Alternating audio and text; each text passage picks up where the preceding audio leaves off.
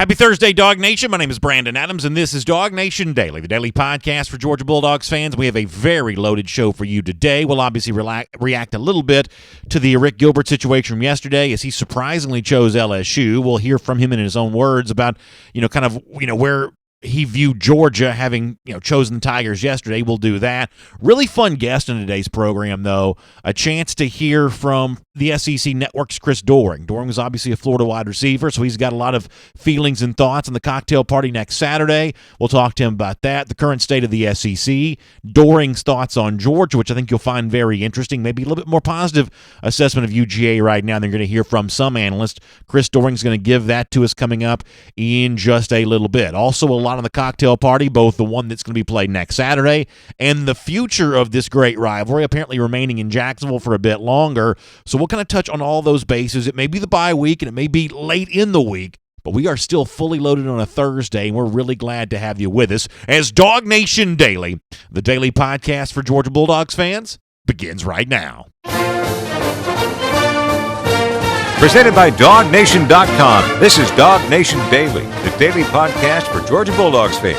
Here's your host, Brandon Adams. We are in the midst of Kirby Smart's fourth season as Georgia coach, and by the time you're 4 years into anything, you have a pretty significant track record that's established. And so we've kind of gone beyond the disappointment of year one, the amazing success of year two. That's kind of an EKG machine of really, really low results, really, really high results. And then 2018 was maybe a little bit of both, depending on your vantage point. Well, in 2019, things start to stabilize just a little bit, and we get a better sense of who Kirby Smart is as a coach through these 4 years.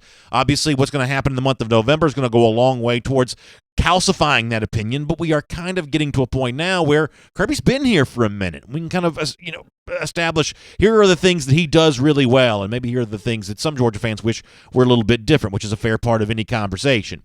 However, in the midst of this discussion, I do think there's one thing about Kirby that probably remains underrated, because we have a tendency to, I believe, overrate, certainly overanalyze in-game decisions. And you can look at some of the things that have happened over the years, and I don't mean to bring up bad memories, but fake punt against Alabama in 2018 or fake field goal against LSU in the same season a little bit earlier.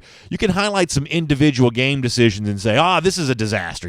This is a faulty clock management or faulty strategy or whatever else. We just have a tendency to overanalyze things that happen during games. But for the most part, I am firmly of the belief, even though I haven't been a coach, I think I just understand enough about life to make this statement, that most games are won before they are played. Was that Sun Tzu? Didn't he say something similar to that about the art of war? Most games are kind of won before they're played. It's the practice time leading up to that determines who wins and who loses. And on this one particular aspect of Kirby Smart's overall coaching, profile, I think this is an underrated aspect of something that Kirby Smart does really well. I think he understands how to prepare, and I think he understands the role that emotion kind of plays in all of this. And obviously, when Georgia 2 Saturdays from now gets ready to play what might be its most emotional game of the year, given the feelings of these two rivals, given what's at stake for Georgia if it wins, we've talked about that already this week, Kirby Smart kind of gets a good sense of that. And let me give you an example of that. Kirby was asked this week, hey, did you hear that the Georgia-Florida game may be staying in Jacksonville beyond 2021? It has been long assumed that Kirby doesn't necessarily want that to be the case. But when answering that question, Smart kind of pivots back to this week, and you get a little bit of a window into his preparations as Georgia coach. Once again, something that I think that he does pretty well, managing the emotions, managing the precision required to be at your best when you take on a team like Florida. This is interesting from Kirby, and it sets us up to go somewhere, so take a listen to the coach. All I can say is there's ongoing discussions. I'm be dead honest with you. I am focused on our team, making sure our team is trying to improve and get better in every facet of it, and that's my single-minded focus. It's not single-minded focus on Florida. It's not single-minded focus on Jacksonville. It's single-minded focus on us, and we're all trying to go to the doctor right now. So we'll get to the future of this game in Jacksonville coming up in a moment, because I do think there's something that needs to be said about that. But it's the way that Kirby Smart pivots to this discussion that I think also gives you a little bit of a window here. And we've discussed this. Kirby could have very easily said right there of, hey, I'm not worried about Jacksonville in 2022. I'm worried about Jacksonville in 2019. I'm worried about the next game. That's the only thing that I'm thinking about. But that's not how Kirby Smart treats bye weeks, and he said this plenty of times before, that a bye week is not just a time to work on your opponent. In fact, sometimes he said that working on your opponent solidly for 2 weeks, it's almost like you're bored with that opponent by the time you play the game, that you really can't over-prepare in a game like this. And anyone who's ever given a presentation at some sort of conference or anything like that knows that over-preparing is a thing, that you can be too prepared and then kind of, too rigid, too stiff, and you're just not kind of in the flow and in the moment. And that's obviously not how to go out and play a team like Florida coming up in a couple of weeks. So Kirby knows that this week is not just to get ready for Florida, but it's to also work on yourself and make sure you are ready for not just the Gators, but the gauntlet to come. And by the way, that also came up with Kirby this week too, knowing that once you get beyond Florida, there is still a lot more work, including rivalry games, to be done after that. And Kirby openly acknowledged this week that November is going to feel a little bit different than the season's first 2 months did. Here's more from Kirby on what they're preparing for, even as they're getting ready for the Gators. Yeah, there's a lot of good teams on that schedule. I think everybody in the SEC's got basically the same schedule other than their crossovers. So we embrace that. We've known that for a long time. You know, it's like all off season we've worked to be a 3-part season. There's part 1, part 2 in the middle, and then part 3 was going to be the meat and potatoes. So we've known that, and we're building up this week to work on it and trying to look at a lot of different opponent tape to figure out what other people are doing to us and what other people are doing defensively and offensively to get better. So let me see if I can kind of wrap up this portion of our conversation in kind of a simple way. It's not my job to carry Kirby Smart's water. There are obviously some things right now that we've seen from Georgia on the field that I think some UGA fans have rightly said need to be better and need to improve, and some of that seems to be a line that draws back to Kirby Smart. We'll obviously be watching in Jacksonville 2 Saturdays from now to see how much improvement truly does occur there. I won't sugarcoat that and say that's not what it is, but I will also add for the positive here that when it comes with getting ready for Florida, when it comes for the tough games that come after that, this is an area in which I do think that Georgia fans ought to have a lot of trust in Kirby Smart. He seems to have some real insight into both how you prepare yourself from an X's and O's standpoint to be the most ready to play a game, and also how to manage that emotion. Not peaking too early, peaking at the right time, using that fever pitch of emotion to your advantage because it comes on game day, as opposed to be ready to go, well before you get there. Kirby Smart may not be a perfect coach, and he may not be leading a perfect team at the moment, but this is one area in which I think he'll have Georgia ready to go when it comes time for this, both against Florida in 2 weeks and the games that come after that. Now, let me also stay on this topic here for another moment here as well, because the question that started this entire discussion from Kirby's worth visiting here too. We did a DN90 on that this week. There had been some reporting, Athens Banner Herald, for instance, about the idea that Georgia-Florida would remain in Jacksonville beyond 2021. Mike Griffith's got a piece up at DawgNation.com today on more details about that, about what this might look like beyond the 2021 year. This is obviously something that Kirby Smart has kind of argued against, the idea of having that big home game every other year as an advantage to UGA recruiting. That's obviously out there. Many fans kind of like the idea of that too, either because they don't travel to Jacksonville, they don't live in South Georgia, because they like the idea of being able to enjoy a game environment like this inside Sanford Stadium. It's become a pretty hot topic among fans, even if the chances of it leaving Jacksonville right away were never all that great. I had a chance to talk to UGA Athletic Director Greg McGarity back on this topic during the spring, and he kind of laid it out just how divided fans are on the future of the world's largest outdoor cocktail party. I thought this was pretty interesting from McGarity at the time, and it's worth bringing back up today, given the fact that we're on the verge of seeing this contract extended. Here's Greg McGarity. It's usually, I think any decision of that nature is going to be 50-50 or 60-40 one way or another. There's been feedback from a lot of people on why the game should move, why the game should stay in Jacksonville. It's been there since 1933, and I know Kirby's been very vocal about the importance in recruiting. And that's certainly an important element of it, but there are a lot of other elements that go into the decision. So we're waiting to have further discussions with the city of Jacksonville to where we can receive maybe more updated information on what we may be looking at down the road. What will we receive? We'll evaluate it, but when we do receive that, we'll huddle with our peers at the University of Florida. We'll huddle internally with Kirby and the president and maybe some other staff members to really give it a deep dive into what's best for the University of Georgia, and I'm sure Georgia and Florida will be on the same page. We usually are on a lot of issues, but there's a lot of work to be done. But again, we're in Jacksonville through 2021, so it's not something that has to be done right this second. So let me give you my opinion about the future of the cocktail party. I've always been a big fan of this tradition. I'm a big fan of this game. I like traveling there, and I've always felt really strongly about keeping the game there because I just think it's a lot of fun. I have evolved, though, a little bit. I'm speaking here as a fan. I have evolved as a little bit because McGarity says it's a 50-50 split among fans right now. If that balance ever tilted in the direction of, well, now it's 60-40 for people who won in Athens, even someone like me who's a big believer in the cocktail party and the fun of all that, I'd have a hard time thinking a game should stay in Jacksonville every year if the majority of Georgia fans don't want it. Now, Georgia's a big state, and there are different interests amongst the fans in this state, and I get all of that, but if the majority of people decided that Jacksonville's no longer a good idea, I don't care how much money it makes UGA at that point in time, maybe it's not the right thing to do. But as long as it's 50-50 and as long as people keep having as much fun as they're having right now, then I guess all things being equal, I'd like to see it stay in Athens. And stay in Jacksonville. And obviously, I've got respect for Kirby Smart and his feelings on this, and it's understandable why a big home game every other year would aid UGA recruiting. However, with all due respect, I guess what I would say to Smart right now is a coach this young in his tenure as UGA head coach, just now in his 4th season, I don't think he's been here long enough yet to change a tradition that dates back decades. I understand why he'd want to make that change, and maybe one day, beyond the contract extension that's about to be signed, maybe that change gets made. But for now, this is a very special UGA tradition enjoyed by tens and tens of thousands of UGA fans, and remaining for a bit longer, to me, that seems about right. My name is Brandon Adams, and this is DawgNation Daily, the daily podcast for Georgia Bulldogs fans. Hello to you, and thanks for being with us. Live on video today, 10 a.m., DawgNation, Facebook, YouTube, Twitter. We're also on the radio at noon on Athens Sports Radio 960 The Ref, and we're available as a podcast wherever you find them, including the world-famous DawgNation.com. Just really glad to have you with us. And speaking of the world's largest outdoor cocktail party, we're going to be there in a couple of weeks and want to make you aware of how you can be there with us. Now, I have been told that we have like a tiny sliver of these left.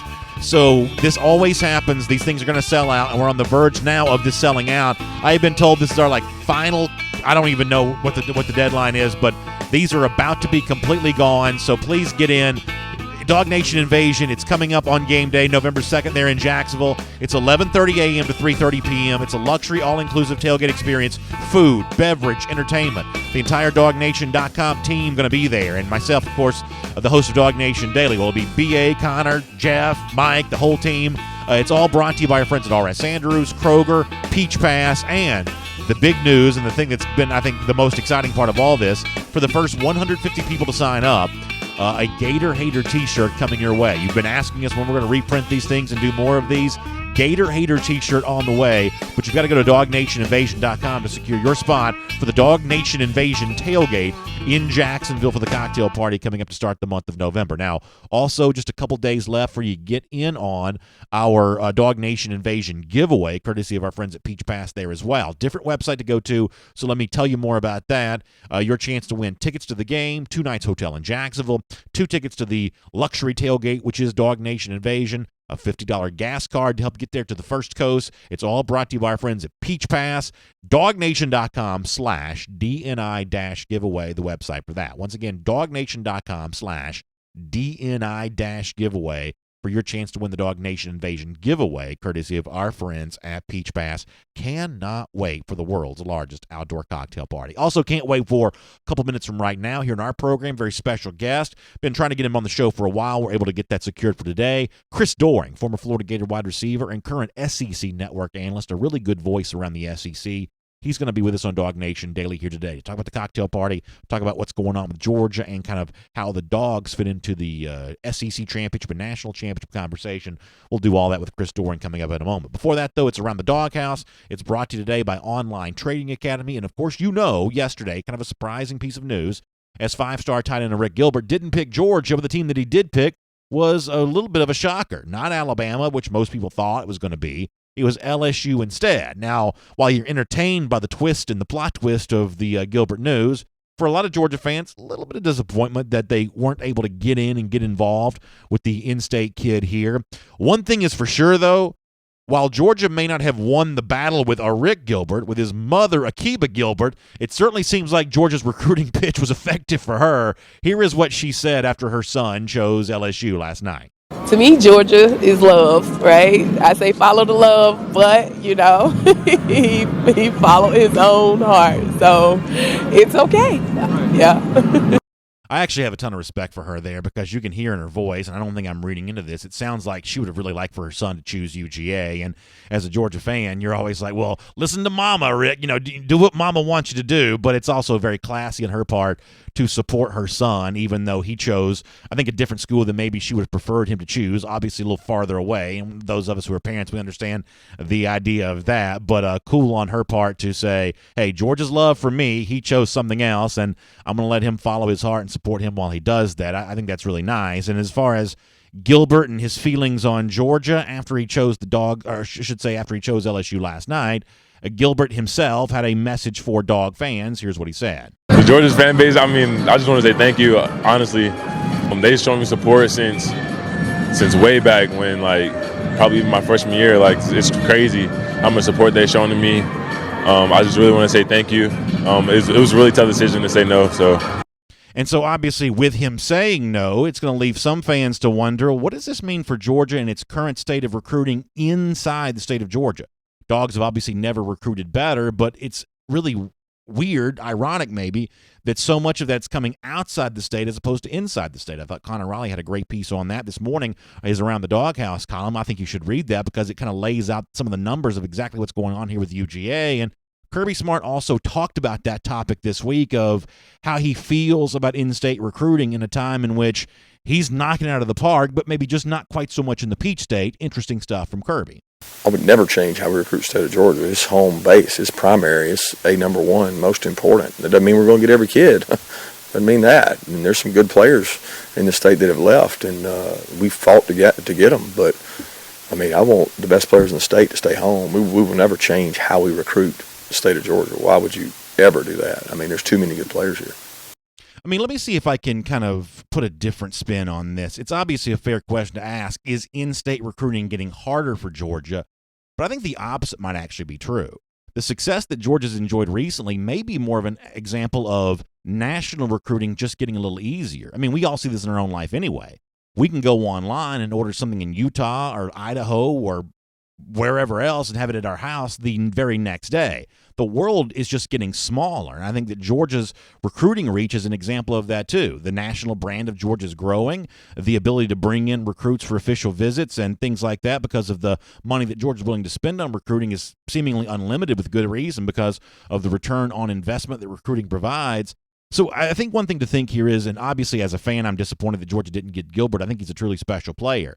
But when you look at Georgia's success national recruiting compared to its certainly seemingly lack of success in-state recruiting, I think some of this just comes down to that Georgia's taking advantage of the smaller world that we live in. Online stuff has just connected us all in a greater way and made it easier to have a national reach. And Georgia, for the most part right now, is taking pretty good advantage of that. It's Around the Doghouse. It's presented by Online Trading Academy. And speaking of more reach, we all want that, and we all want to be able to reach out and have more money, and the best way to do that, I think, is to find a way to make the markets work for you. That means investing, and the first decision you can make is the decision to invest in yourself. That's what Online Trading Academy provides, both in the classroom and online. You can learn about a variety of trading styles across a spectrum of asset classes, and they can help you learn how to make sense of the markets, make the markets work for you. But you got to check them out online at tradingacademy.com/Atlanta. That's tradingacademy.com/Atlanta. It's Around the Doghouse, presented by Online Trading Academy. We'll hear more from Kirby Smart on our program a little bit later on, but for now, it's the SEC network analyst Chris Doering to talk some Georgia, Florida, and everything else. Great to have you with us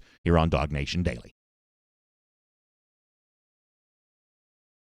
And here on DawgNation Daily, really fun to get a chance to talk to a guy we always enjoy conversation with from the SEC Network, the former Florida Gator wide receiver, Chris Doering, back here again on our program. Chris, thanks for spending some time with us, and I hope you're doing well. I'm doing well, Brandon. Thanks for having me again, man. So I'm really excited to get your thoughts on the cocktail party next Saturday between Georgia and Florida. I think this is a very interesting storyline in the build-up to the game because on the one hand, I saw a lot of guys on ESPN last night touting Florida as the top one-loss team in America, and yet by comparison, Georgia's going to probably be the Vegas point spread favorite, probably better odds win the national championship on the basis of FPI and things like that. So it's a little bit of a split decision in terms of where these two one-loss teams are going into the game next Saturday. Georgia didn't look good against South Carolina, obviously. Florida's maybe played better down the stretch recently than some people would have expected. Do you get an early sense about what you expect to go down between Georgia and Florida next week? Well, I think you make a great point. It's crazy how the perception has changed in just a couple of weeks. Obviously, the loss to South Carolina did some damage to that impression of Georgia as being, a team that was lacking a whole lot of vulnerabilities. But, Florida, on the other side, Florida probably gained more respect in any game this season with the loss to LSU. I mean, it's amazing the love they got nationally from folks. I think that had a lot to do with them doubting what Florida could do offensively. But, as I head into starting to look at that game coming up on November 2nd, a couple things stand out to me. One is the health of Florida, particularly defensively. You guys saw it as you watched the LSU game. Yeah. Without Grenard, without Zuniga, that defense was a shell of itself. Not only were they getting zero pressure on Joe Burrow, but teams have been able to run the ball significantly against them. LSU had a 10-yard average per carry. Last week, South Carolina ran for 5 yards or more a carry. So those two guys are vital in being back. And then there's talk of Kadarius Toney being available as well, which he's returning for that collarbone injury. So that would be great for Florida, for their perspective. For Georgia, I look at it, I'm a little frustrated with the Georgia fans that have been so vocal about their disdain for James Coley's play calling. I understand why Georgia fans probably were upset after the South Carolina game, and they have a right to do so. But to judge the offense's performance last week in that game against Kentucky, I thought was a little bit unfair given the circumstances of the weather and the fact that Kentucky was playing a wide receiver at the quarterback spot. I think going into a game like that with the weather the way it was, I think your goal number one is to leave with a victory, and they did so convincingly. It may not have been the most aesthetically pleasing, but I don't think there was going to be a whole lot of aesthetically pleasing things happening in the rain like that. So I haven't lost respect for Georgia. They still have an unbelievable offensive line. I think at times they've played below their level of capability, but there's a group of athletic receivers that haven't quite been able to put it together in terms of timing, and I don't think they've necessarily always been put into the best position to win in some one-on-one coverages, but the potential is certainly there. And so that's something I think Florida's well aware of, that when they do put it together, it's going to be a tough offense to stop as a full, robust offense with a passing game that can complement that run game that we know is so good. To drill down on that point just a little bit further, as you might imagine, that's been a hot topic in our show over the last couple of weeks, how the Georgia offense has or hasn't performed and how much of it can be explained away by weather in the Kentucky game and then some uncharacteristic Jake Fromm turnovers against South Carolina. And, Chris, I think as you're probably aware, the cloud that hangs over all of this is the way the best teams in America right now are just seemingly scoring points on top of each other, one right after the other.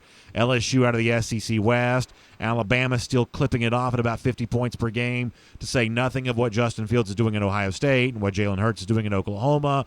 We're in a day and age right now where the top national championship contenders have never made offense look easier than it is. And so I think for a lot of Georgia fans, there's a little bit of angst about when Georgia, albeit using a different kind of system and accentuating running game and defense maybe more than some of these other programs are doing, there's still a little bit of angst, though, about Georgia in comparison to these very prolific offenses. If Georgia were to get past Florida and put itself back in the playoff conversation again, how much of a problem do you think that should be for Georgia and its fans who want the best for the team? How much of a problem is it that Georgia isn't quite as high-powered as, at least based on the stats and based on, in some cases, our own eyes, in comparison to some of these other national championship contenders? Well, I do think I would have liked to see a little bit more development or focus on development of the passing game in the early portion of the season. It looked like Georgia was satisfied to do what they did well, and that's lean on the offensive line and run the football, which they had a bunch of success doing. Problem is when you meet up against a team like South Carolina that's as built in all three levels as they were, if you can't throw the football, if you can't score points through the air, it makes it easy to stop a one-dimensional offense. So I don't get caught up in the idea that, hey, we got to do things the same way that Alabama and LSU were doing it. I think they have built it around defense and the run game. The thing that I worry about a little bit, though, when they play those types of teams, something they focused on in the preseason, and that was the havoc rate. So much talk from Kirby about havoc rate, creating pressure on the quarterback, which they did early in the season. But if you look back at the stats the last 4 games, they've only had 4 sacks in those 4 games, I believe. And so what do you have to do if you play against a team like LSU or Alabama?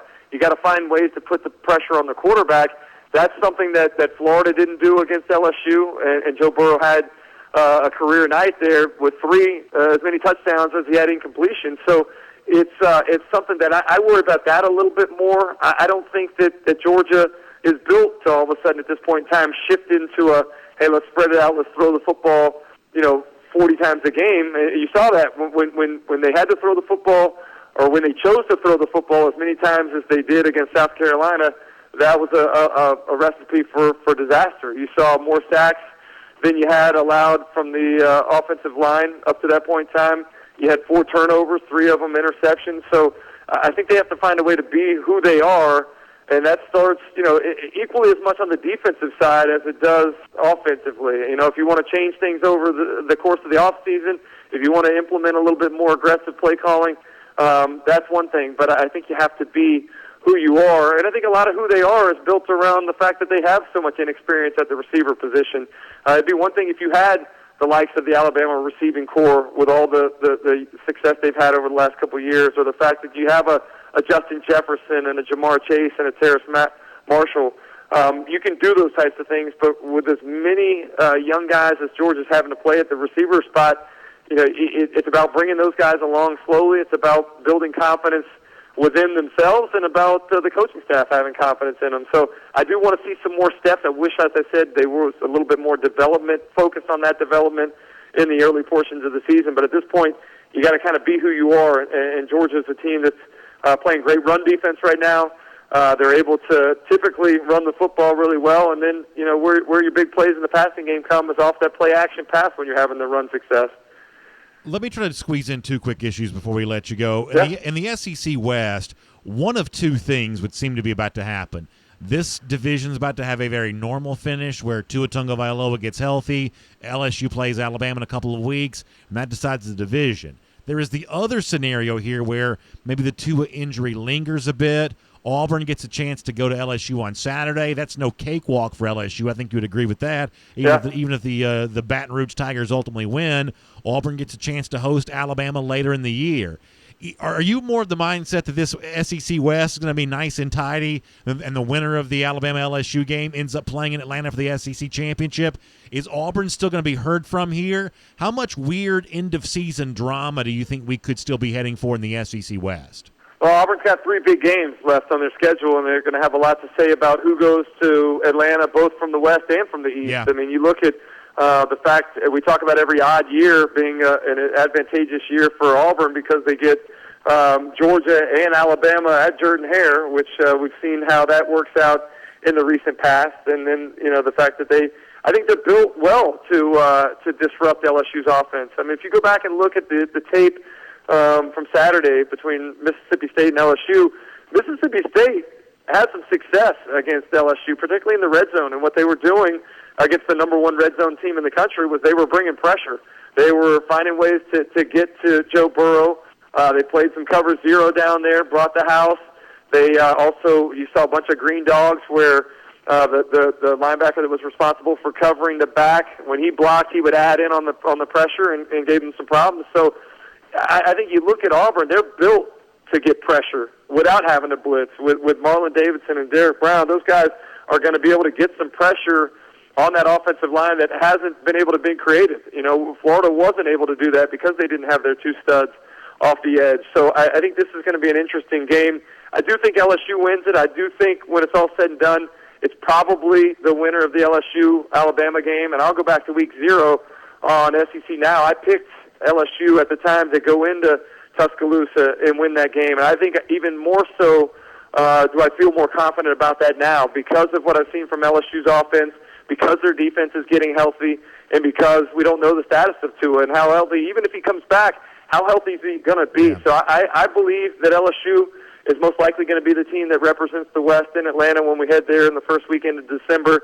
But I do think there is the potential, as you noted, for some chaos to happen in that division, with Auburn certainly being capable of creating a little bit of that disruption. A quick final question for you. On Wednesday, the Commissioner, Greg Sankey, came out and had a response to some controversial officiating decisions from the South Carolina-Florida game. He doesn't reference these by name, but obviously it would seem this comes after Will Muschamp got a 15-yard penalty in the South Carolina-Florida game. Some Tennessee fans weren't happy with some of the issues in the Tennessee-Alabama game, and the best I can tell, just based on the early online response, and of course that's always a dicey situation as it is, but it seems like that Sankey's words here aren't going to satisfy very many people who are unhappy with SEC officiating.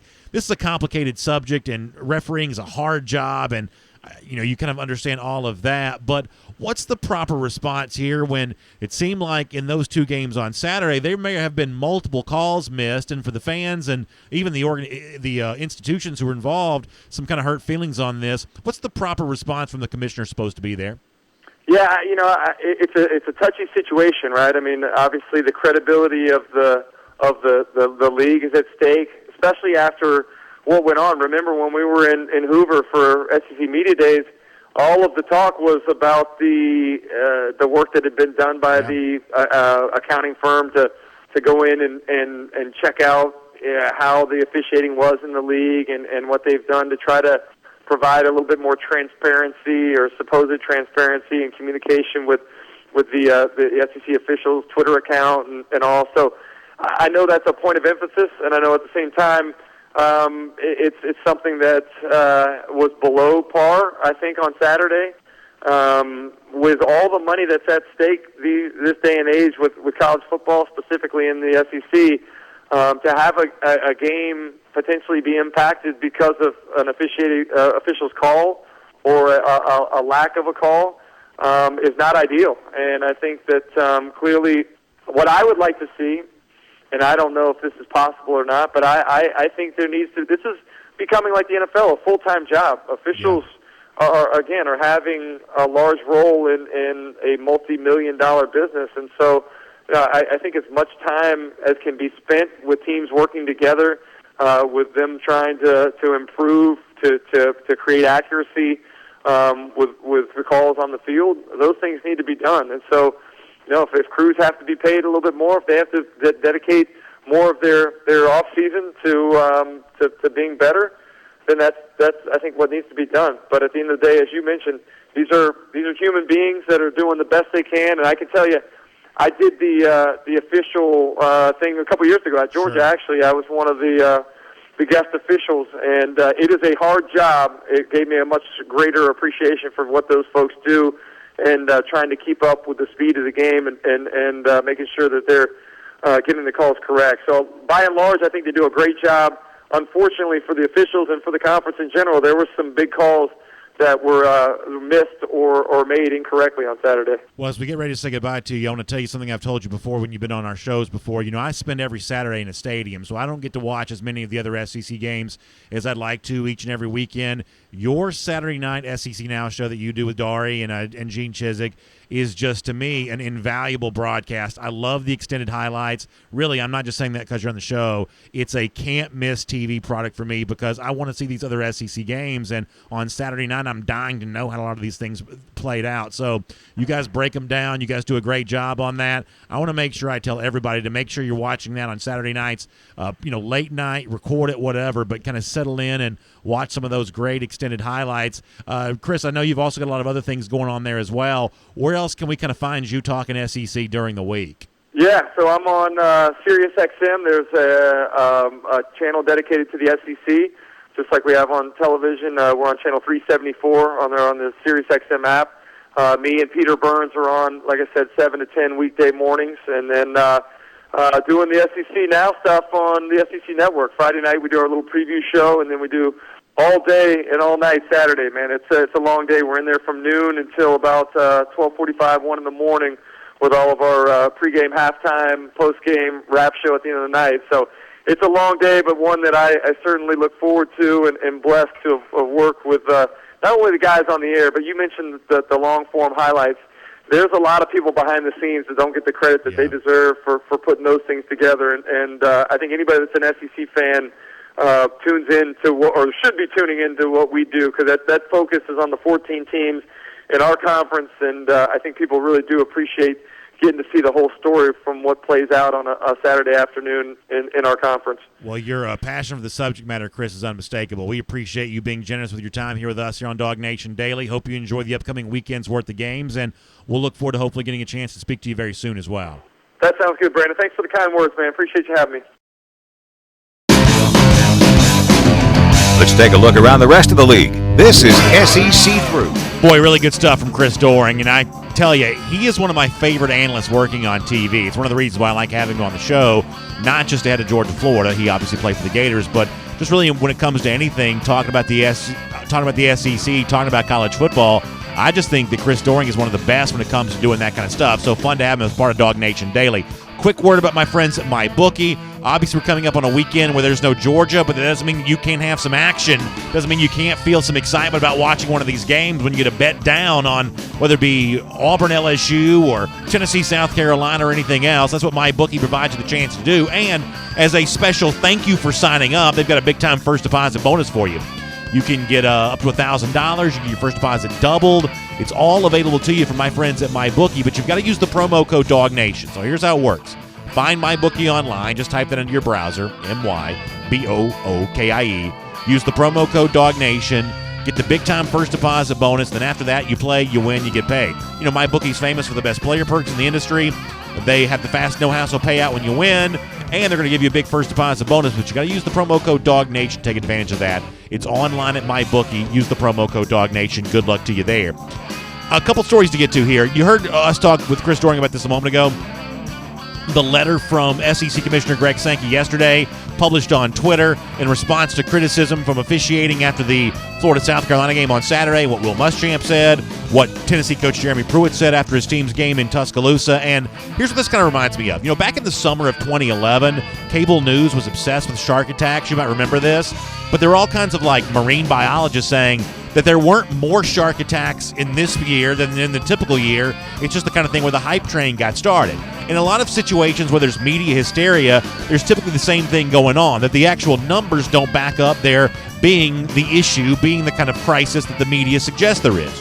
When it comes to officiating, though, the numbers suggest something different. Let me start in the NFL level here for a moment. Warren Sharp, who's kind of a famous math-based NFL follower, says that, and you've heard all kinds of criticism of NFL officiating this year, Warren's got some numbers that says it really is worse than ever in terms of more flags being thrown and kind of erratic in terms of the officiating crews of who throws them, who doesn't. It's actually gotten to be a lot worse than it used to be in terms of the predictableness of, or ability to predict what NFL officials are going to do, that the crisis that we think we see there is seemingly backed up by numbers. When it comes to the SEC, it's a lot harder to notice this, but ultimately, what you have going on in the SEC is not seemingly about inconsistency of when flags are thrown, it's who they are thrown against. Now, I don't believe that the referees were on the take for Florida last week in that Florida-South Carolina game, nor do I truly believe that they were on the take for Alabama in the Tennessee game.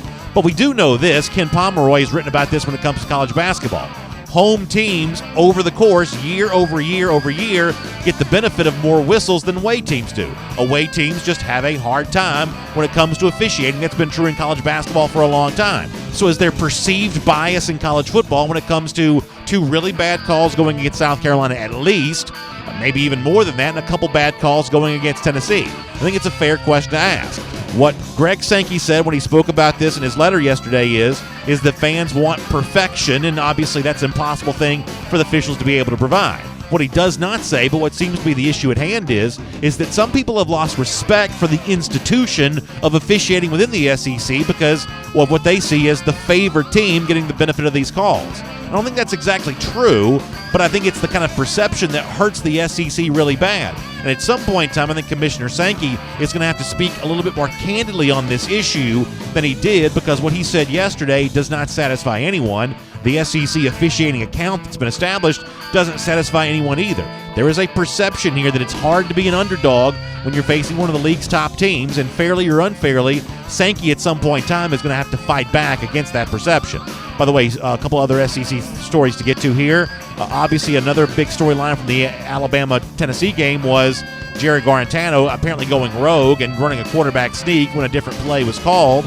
Well, he may be back in the spotlight again on Saturday against South Carolina, given the fact that Brian Maurer, the quarterback who started against Georgia, is injured and is at least questionable for that game against South Carolina on Saturday. Some Tennessee fans have threatened to boo him, or if you've heard that kind of talk before, but boo him this weekend. Jeremy Pruitt was asked about that and essentially sidestepped the question, saying that he thought that Vols fans would boo South Carolina and make noise when the Vols were on defense, kind of sidestepping the issue of what might go on there with Brian Maurer, or I should say with Jerry Garantano. So obviously Garantano in the spotlight with Vols fans right now for all of the wrong reasons. And one more coaching comment to get to here as part of our SEC through. Tua Tagovailoa is the brother of Tua Tagovailoa. You know that Tua's not going to play on Saturday against Arkansas. Mac Jones is going to start. And this week, during his weekly press conference, Nick Saban was asked about the chances of getting Tua Tagovailoa into the game as a backup. He would now stand to be the number 2 quarterback for the Crimson Tide, with Tua not playing. As you might imagine, Nick Saban wasn't happy about that at all, saying that people assume that we're going to play backups in this game. He essentially took the coach's line of, we're just trying to make sure we go out there and win it. It is amazing to me how all these storylines always seem to work out exactly as Alabama needs for them to.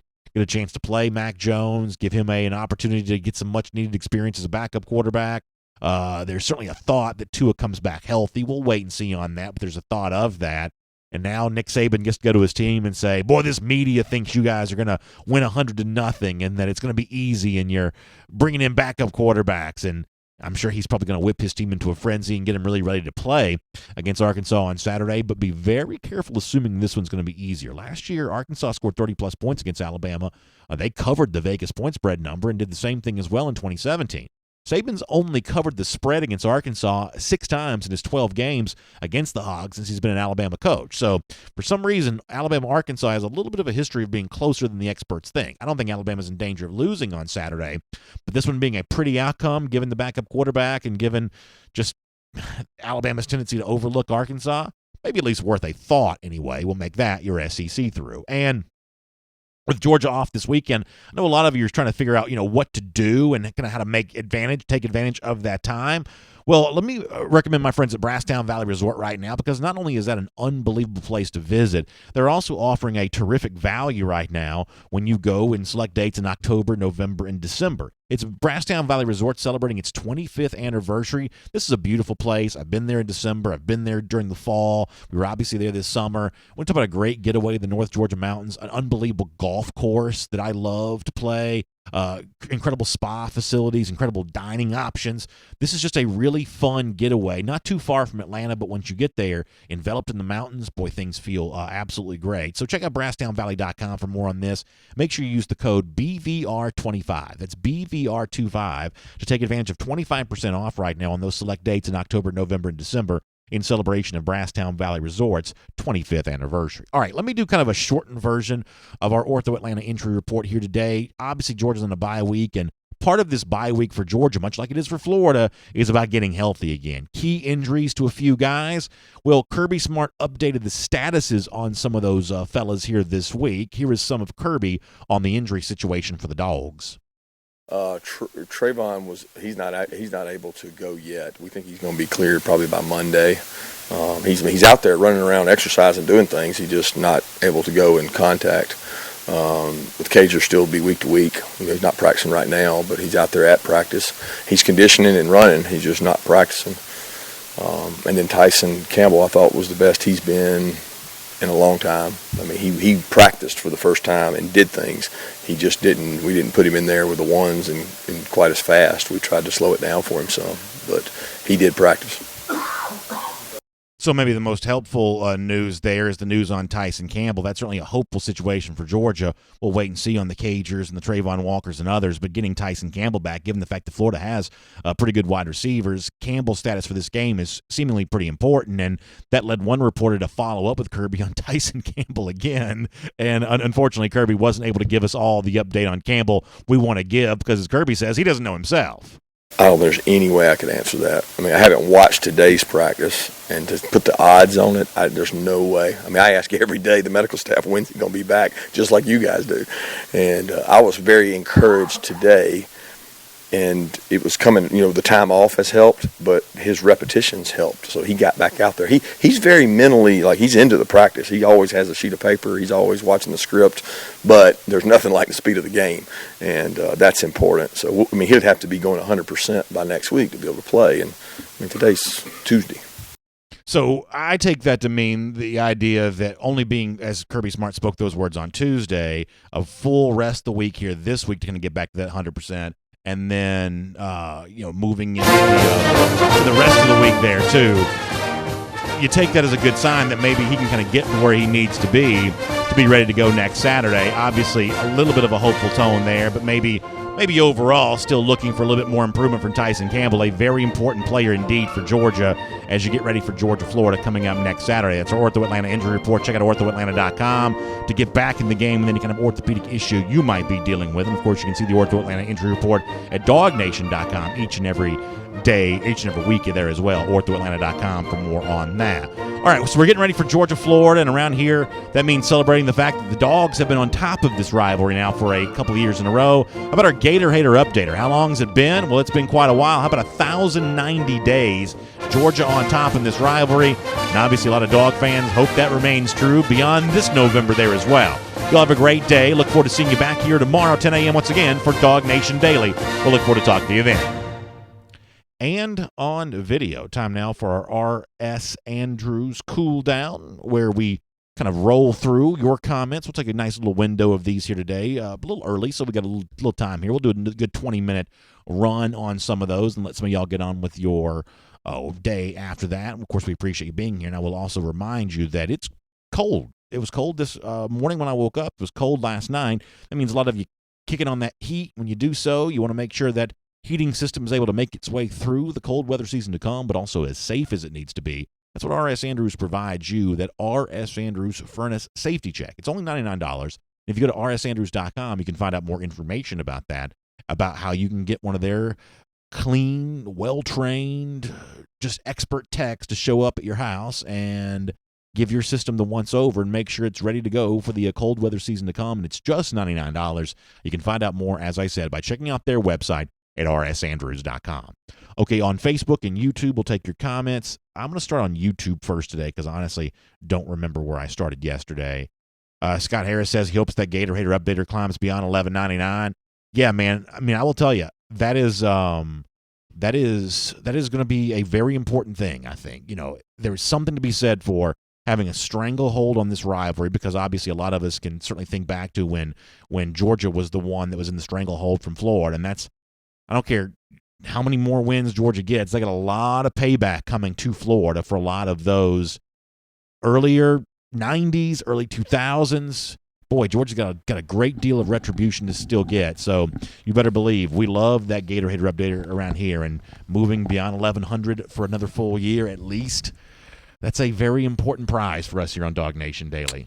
Yep, we're a little, 10 days now yeah. from that game. The most nervous I get all game for a year, just because there's so much bad things that can happen in the stadium in Jacksonville.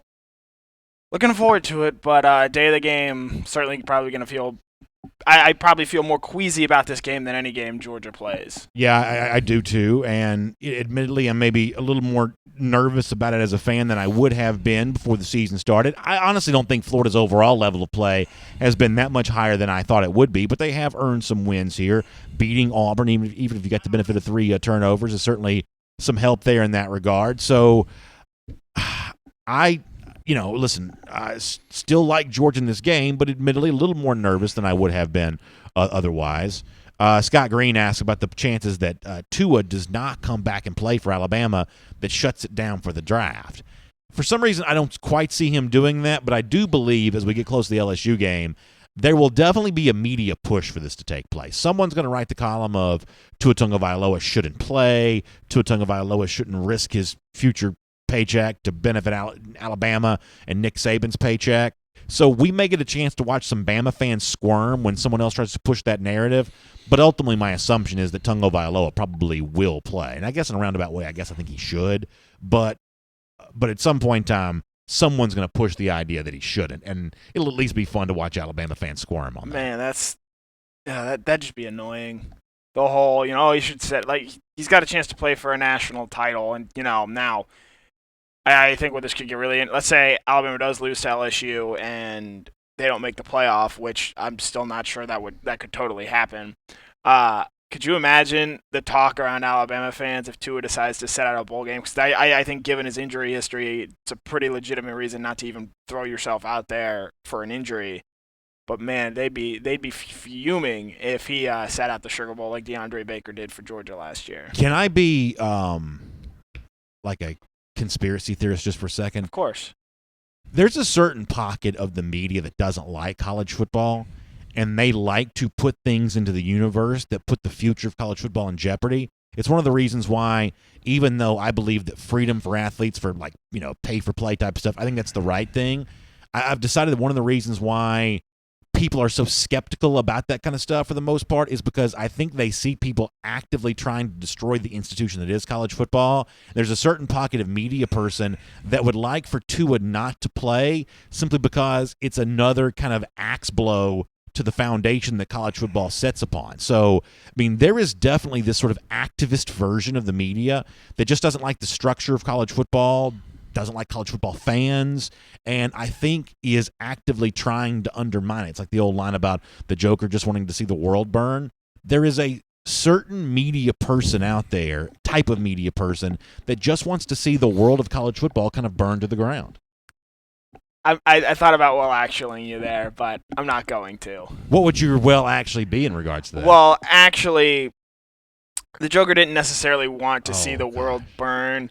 They were essentially burning down the forest so they could find this guy in Burma who was stealing diamonds just for the sake of stealing diamonds. That is a classic right there. But don't you agree with me that there's a certain media person that just doesn't like college football, doesn't like the structure of the sport, doesn't like the people who like the sport, and they're going to push the Tua narrative at some point in time because it's just annoying to the people they think ought to be annoyed. I'm going to put my hand on the third rail here, but college football tends to be, a more, in terms of political leanings and the people who are into it, I would say a more conservative sport. A little bit. On the political scale. And what you're having a lot of media people are, tend to be more left-leaning and liberal.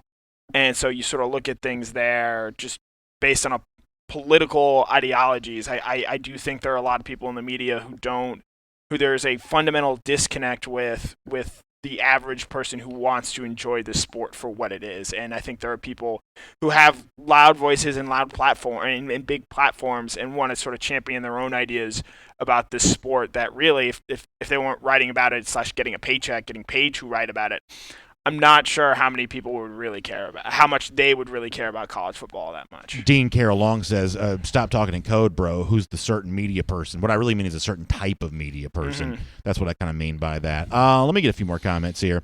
Obviously, we're kind of shot out of a cannon getting ready for Georgia, Florida coming up on Saturday. Next Saturday, I should say. I wish it was today. I'm ready for this game.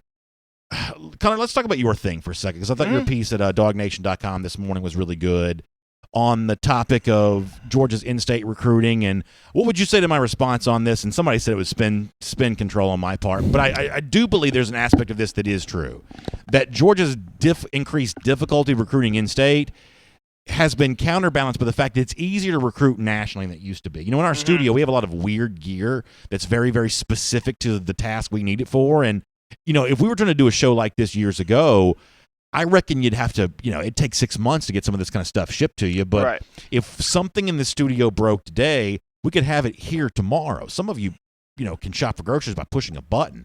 The world's just kind of getting smaller in that regard. And Georgia's ability to recruit nationally, I think, has gotten easier along those same trend lines, but admittedly it seems like in-state recruiting is getting more difficult. I liked your piece. I thought it was very interesting, especially in comparison to a school like Ohio State, which we think of as being a hotbed for high school football too, and even their number of in-state recruits has kind of shrunk here a little bit.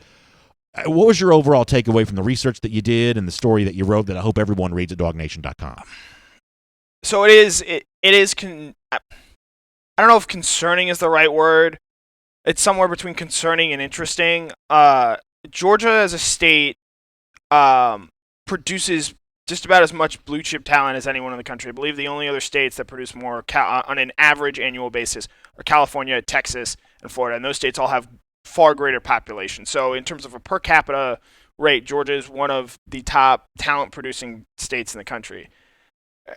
And the reality is, you can say what you want about recruiting nationally and whatnot, but there's a clear talent drain. When that 2017 class was essentially built off the back of, we're going to lock up the best players in the state. That 2017 class that really got things rolling for Georgia, they had guys like Richard LeCount, Jake Fromm. Those guys were all from the state of Georgia. That year, they signed 12 of the top 20 prospects from that state.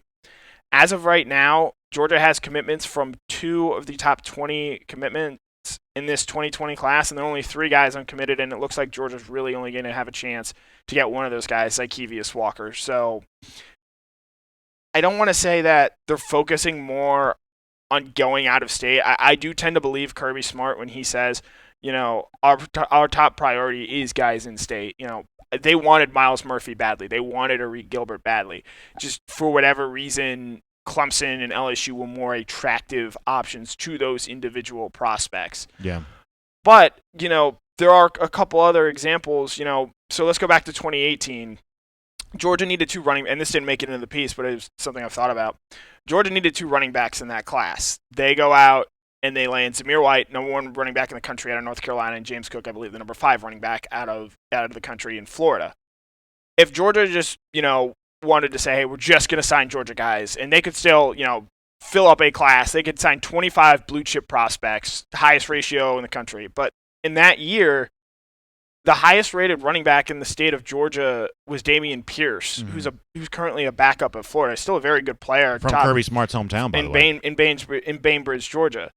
But the reality is, when you want to build an elite program and be an elite program, you need to be able to go out and get guys. You need to, if you're going to a grocery store, you can't, get everything at Meat R Us. You need to get your vegetables. You need to get your your sweets, your whatever. You can't just go and get everything in one place. And, there are going to be examples where you look at Jaden Hazelwood last year.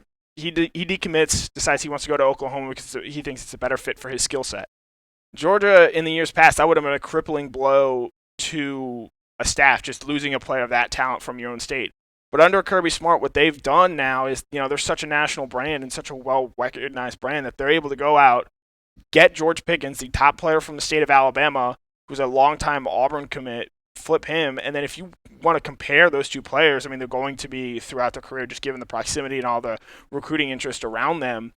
Right now, Pickens has been a better player at the college level than Hazelwood has. That's not saying it's going to always be that way, but to this point in their careers, Pickens has been the better player. So, the whole recruiting rankings thing sometimes does get blown out of proportions, but it's more than interesting, and I don't think it's exactly concerning, but it's somewhere in between the 2 right there. Last thing for me on this, and we're taking a bunch of comments. Jeff Santel wrote, leading into the Gilbert decision, that under no circumstances would his family entertain a flip or a decommitment or anything like that, and yet that was ahead of what we thought was going to be an Alabama choice. The fact that Gilbert made the unusual step of choosing LSU last night, in your mind, and this is obviously rampant speculation, but in your mind, do you think that opens up the idea that the Gilbert recruitment's not quite done? You can look back to that 2018 class. Adam Anderson made a surprise, what I think many people consider a surprise commitment to Alabama, or to LSU, excuse me. And, he said he was done, and he ended up flipping back to Georgia. That's not to say that, Gilbert will do that, because I think this Gilbert thing is clear. Like, Gilbert is clearly a different cat. And I, personally, as just a fan of the whole recruiting spectacle and whatnot, really appreciated the way he handled his recruitment. Nobody had any idea where he was actually going. And, the true surprise, like, I was sitting back here punching the show last night. I didn't think it was real for a solid 10, 15 seconds. I was waiting for him to pick up the Alabama hat. Yeah, I kept waiting for an elephant to come charging into the room or something. I was just absolutely floored and really enjoyed it. But to Gilbert, I kind of do think this is a guy who's done. I think, these high-end prospects who get so much recruiting coverage, even talking to Murphy and Gilbert back in March at the opening, it was months ago, and they were still each months away from their decision, but you could tell that the whole process and the 24/7 aspect, not just from a media coverage standpoint, but the way these coaches all try and reach out and talk to these kids, it's pretty clearly an exhausting and wearing effect. And some guys just want to shut it down and be over with. And I think that's sort of where Gilbert falls in. So why don't we do this? We got a good 10 minutes here. Let's go rapid fire with as many comments as we can here for a moment. Joseph Kennedy says you got to get the ball in Blaylock's hands. Connor, I know you agree with that. Yep. The stat I'm going to keep bringing up is in the Kentucky game, yes, the conditions were awful, but Robertson, Blaylock, and James Cook, Georgia's probably 3 most explosive offensive playmakers in terms of just what they can do in an average play. Had a combined 3 touches for 4 yards. That number has to be combined, I would hope, probably close to 10, 11, 12 in that Florida game. Matt Talley, on the subject of the change of the Georgia-Florida game, says if you change it to a Jacksonville-Atlanta split, that wouldn't solve Kirby's #1 complaint of not being able to host recruits, wouldn't be able to host them in Atlanta either. So to me, one of the more interesting things, Matt, that came out of the interview I did with Greg McGarity back during the spring is, McGarity says there's no appetite for playing this game in Atlanta whatsoever, and I take him at his word on that no one wants this game in Atlanta. It comes up from fans from time to time. Mark Richt even mentioned this at one point, but no one now is talking about Atlanta at all. And the other thing that McGarity said is, and I never really thought about this from a logistical standpoint, but some people have said, well, what about Athens, Gainesville, Jacksonville? What McGarity said is, if you ever took the game back to Jacksonville after that, it would have to be one of the team's home games surrendered to play the game there in Jacksonville, that once you go home and home, every other year the school would control the game and get to choose where it's played. So based on what McGarity said to me back during the spring, this is either going to be in Jacksonville every year or Athens, Gainesville rotation. And those are really the only 2 scenarios that I believe are ever going to be seriously considered, because an every third year in Jacksonville type of thing just seems logistically a bridge that neither party wants to go down. Yeah, I think to your point, it's going to be Jacksonville or Athens and Gainesville. And, this summer with all, I do think they are for this contract, they're going to have a contract extension and be in Jacksonville for maybe 2, 3, 4, at best, maybe 4 more years. But I do think, probably in my lifetime, probably before the time I hit 30, this game will move to a home and home, and I think that's going to be a sad day for college football. Well, I love the cocktail party too, but Connor, would you join me in what I said during the show, that if 60% of Georgia fans, and right now it's not 60, but let's say if it was 60%, let's say it's even 55%, if the majority of Georgia fans don't want the game in Jacksonville, wouldn't you join me in saying at that point in time it's hard to preserve the tradition, even if it's one that I love? It just seems really weird to do something that only a minority of Georgia fans want to enjoy. No, because sometimes what the public thinks they want or suggests they want isn't maybe actually what's best for the program, or in this case, in my opinion, the overall spectacle and tradition of this rivalry. Yeah, my opinion on this is, and then we'll move on, take a few more comments, I'm not willing to change it just because Kirby Smart wants to, but if the majority of Georgia fans wanted to, at that point in time, I think that's probably the decision you want to make. Wouldn't you be willing to say that the majority of Georgia fans are influenced by Kirby? Maybe so. Yeah, he's a very powerful persuader, and right now it's not the majority of Georgia fans. Right now it's not, and that's why I believe the game is likely going to stay. Think for yourself, sheeple. Oh, gosh. Speaking of conspiracy theorists. Steven Skite says you got to count on Smart, Pittman, the other coach's ability to get the most of the players and properly evaluate the talent. Interesting that Steven mentions Pittman there. I think I'm going to do something on our program about this tomorrow about, I do believe that Georgia, for the good or for the bad, is going to lean on its offensive line against Florida.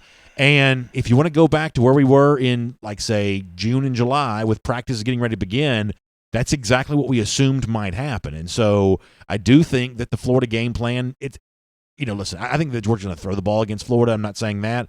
But I do think that we've always said, hey, Georgia's national championship bedrock is his offensive line. And for the good or for the bad against Florida next Saturday, that's what this game's going to come down to. Can the Georgia offensive line be as advertised? Yeah, I wrote an offshoot of that earlier this week. This Georgia team, I think it's clear now, is only going to go as far as DeAndre Swift can carry it. And I think the offensive line, they need to play like the offensive line we saw in the second half of that Kentucky game. And if Greenard and Zuniga are hobbled for Florida, which it sounds like, even if they do play, it sounds like they probably will be. Is that what you're hearing, really? What, that they won't be 100% healthy? I mean, they've had sprained ankles, and the reality is no one is truly healthy at this point of the season. Solomon Kinley's going to play, but he's probably not going to be totally 100% healthy.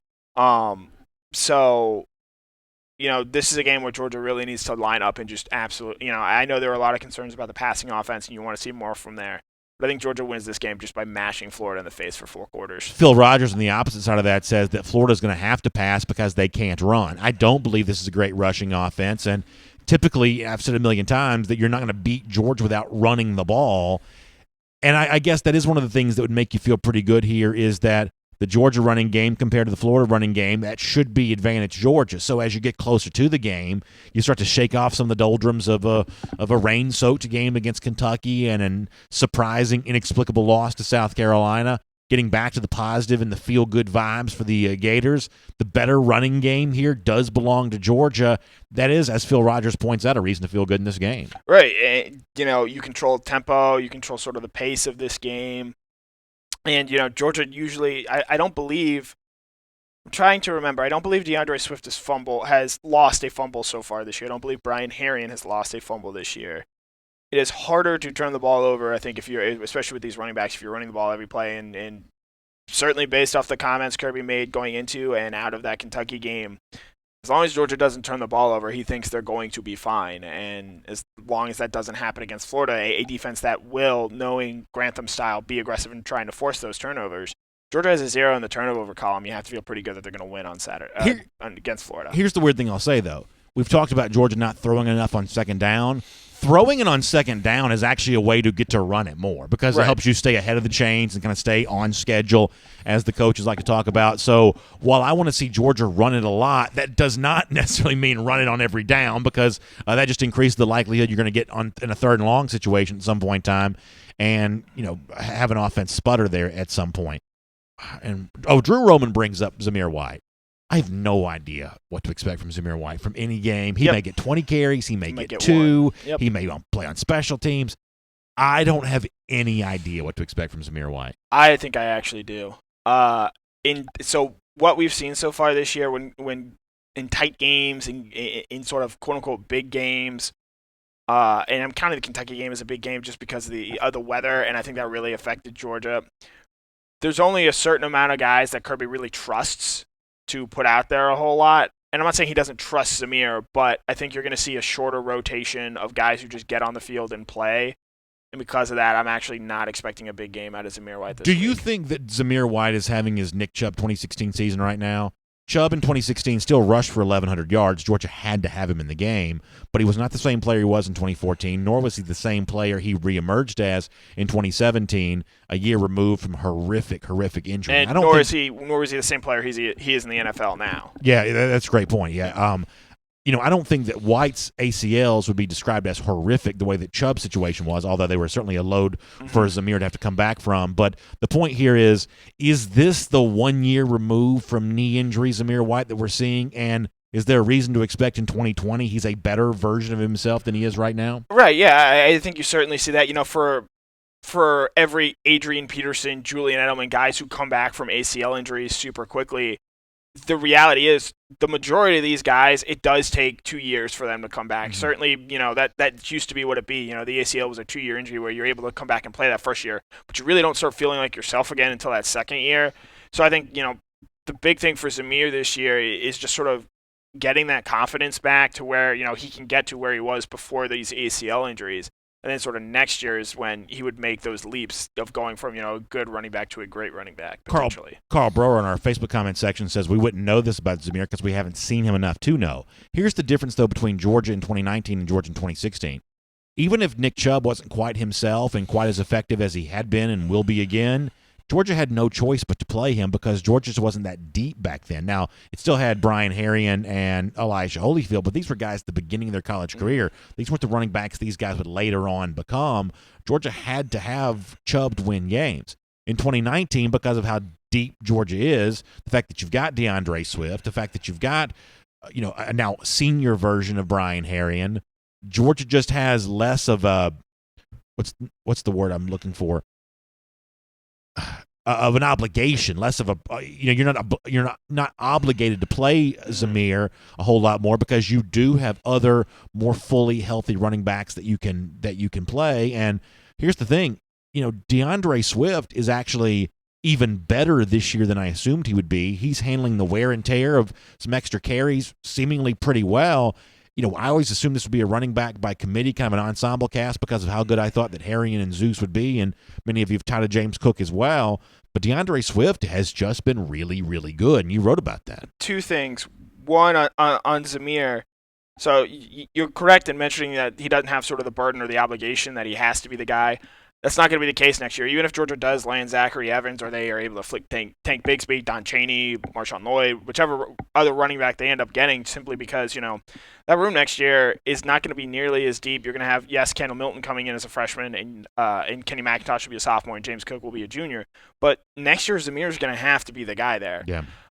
As far as DeAndre Swift, on an individual level, is this the best individual season that a Georgia running back has had under Kirby Smart?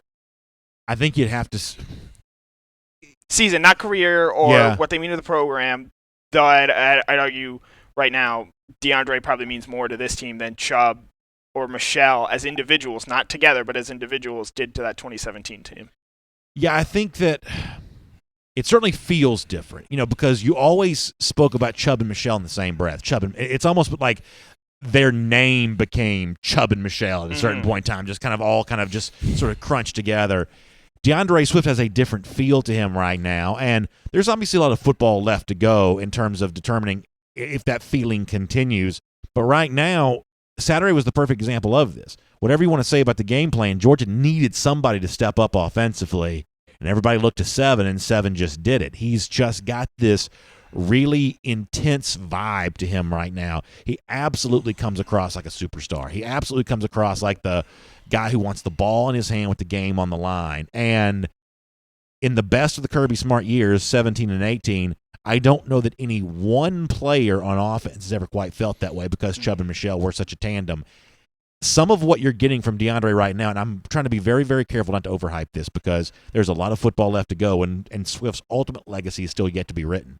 But there's a certain vibe that DeAndre is giving off right now that is similar to what Roquan gave off on the defensive side of the ball in 2017. I am not saying he's having a good a year because as of right now, he's not. But the same way that in a tight spot, you just looked at Roquan and said, well, what you going to do? We need your help right now. What you going to do? You're kind of looking at DeAndre right now and saying, okay, DeAndre, Georgia really needs something, and we kind of need you to do it. What are you going to do? He's giving off a little bit of a Roquan vibe right now, and I know how dangerous that comparison is because of how in the into the outer space Roquan's 2017 year was. But we haven't seen this many dominant individual performances, but that's kind of what DeAndre is giving Georgia right now. To sort of piggyback off your point, Devon Glenn made this point. I kind of made it earlier in the season.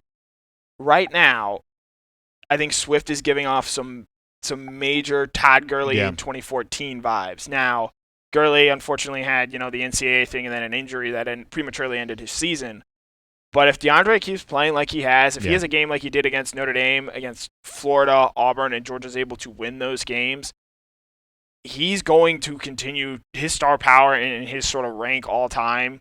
Is going to continue to ascend because he's going to. If he's doing that against those defenses, it's clear he's a special player and having a special season. What I like about Devin's comparison to Todd Gurley is it's a lot like DeAndre Swift in that ultimately their story isn't so much about statistics the way that it is for, like, say, Nick Chubb. Right. Nick Chubb's Georgia career can be told by the statistics. He just compiled, and I don't mean in a compiler way. I actually mean compiled in the literal sense. He just compiled so many amazing statistics over the course of his career. The numbers tell that story.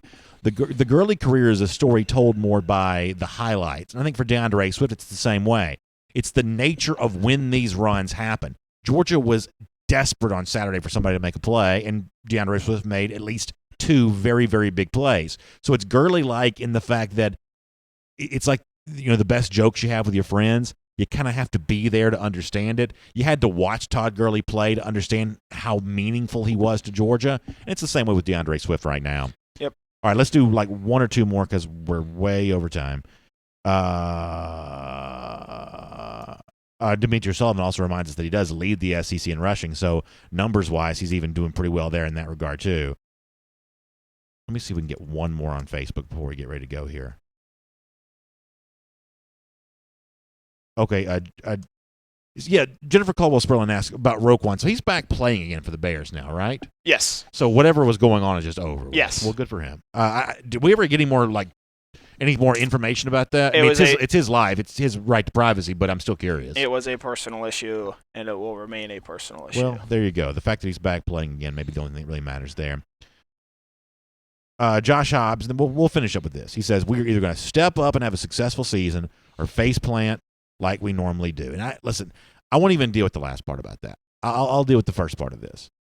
That Georgia's obviously facing an unbelievable pressure moment. I can't even imagine what it must feel like to know that history will be written one way or another by the way that Georgia plays in Jacksonville 2 Saturdays from now. And that is not too strong of a phrase. This will go down in Georgia history as either a great, great moment or a monumental disappointment. I mean, imagine living with that pressure. I mean, I get butterflies in my stomach just thinking about being there at the game. And I'm not even one of the coaches who will be responsible for the game plan or the players who will be responsible for executing it. But as college football fans, you couldn't ask for much more than this. I mean, there's obviously this push towards perfection of scoring 50 points every game and limiting your opponent to 10 points every game. But at some point in time, seasons do come down to what do you do in the kind of street fight atmosphere where your opponent needs the game as badly as you do. And those are the moments we live for. I mean, we hope to get one of those on Saturday when we're watching other teams play. We hope Auburn LSU feels like that. We hope Michigan Notre Dame feels like that. One way or another, we're pretty sure that Georgia Florida is going to feel like that. And it's incredibly entertaining. Obviously, those of us who've kind of put a lot of emotion into this and kind of worn our hearts on our sleeves as far as being Georgia fans, we have a lot at stake in this game in terms of how we feel for the rest of November. And it's either going to be a very happy Christmas or maybe not quite so happy. So we've obviously put a lot into this, but Connor, I wouldn't have it any other way. Would Christmas in Phoenix be a pretty happy Christmas at this point in time? Yeah, at this point in time. At one point in time, we were sitting around talking about how we made sure we had Christmas in Atlanta as opposed to Christmas in Phoenix. As of right now, a decorated cactus instead of a decorated Christmas tree, that seems pretty good for me. So we'll get ready for all of that.